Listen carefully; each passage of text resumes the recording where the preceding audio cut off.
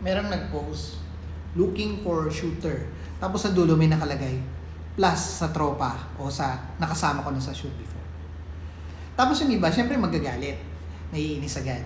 Bakit magpo-post ka pa kung may gusto ka na palang shooter o may prepared ka palang shooter? Pero wait lang. Maybe merong reason kaya ganun yung post nila. Baka gusto nilang makakita ng ibang options, may na-overlook silang ibang shooters na nakatrabaho na nila before, gusto nilang magbigay ng chance sa iba, or gusto nilang mag-build ng bagong connections. At alam mo, normal lang naman yan na mas komportable ang ESO sa mga taong nakakatrabaho na nila before. Trust is built through experience nga naman. So, bilang freelancer, kapag hindi tayo nakuha o nabook o napili, huwag agad maging bitter.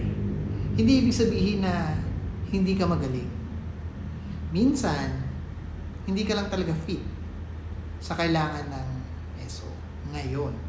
And para sa studio owners, maganda rin na mayroon tayong database ng mga reliable shooters. Pero at the same time, give chance sa iba at mga bagong creatives na umuusbong ngayon. Kasi minsan, yung beginner ngayon, magiging solid din yan pagdating ng